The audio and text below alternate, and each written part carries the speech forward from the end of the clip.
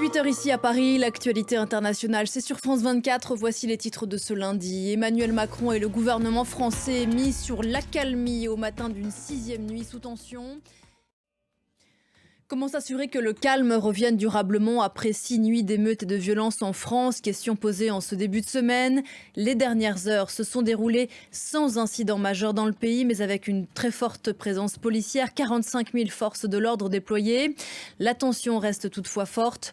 Le président Macron reçoit ce lundi les présidents du Parlement, du Sénat, des élus, les maires de plus de 220 communes. Bientôt la fin du suspense autour d'un éventuel troisième mandat pour Macky Sall. Le président sénégalais doit s'exprimer ce soir dans un discours à la nation. Une déclaration très attendue tant au Sénégal qu'à l'étranger. Un mois après les graves émeutes qui ont suivi la condamnation à 2 ans de prison de l'opposant Ousmane Sonko. Lui a appelé ses partisans à sortir massivement dans les rues d'ici ce soir. Laura Cambo. Un mois après le début d'une contre-offensive qui ne dit pas son nom, les forces armées ukrainiennes peinent à engranger de véritables avancées sur le terrain. La violence au Proche-Orient aussi. Israël dit mener une opération antiterroriste en ce moment en Cisjordanie, dans la région de Jénine.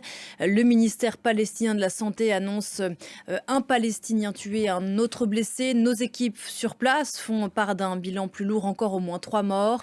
Les dernières images commentées par Antoine Fenot. Plus de 8 jours après le premier tour de l'élection présidentielle, la situation reste très confuse au Guatemala. 2 sociodémocrates sont arrivés en tête du scrutin, mais la droite, au pouvoir depuis plus de 10 ans, a dénoncé ce qu'elle appelle des fraudes, des vices. Elle est parvenue à faire suspendre l'officialisation de ces résultats. Washington et Bruxelles se disent très inquiets. Julien Cheida. Plus au sud, au Pérou, l'heure était à la fête ce dimanche avec la marche des fiertés. Elle a eu lieu dans plusieurs villes du monde en clôture du mois des fiertés.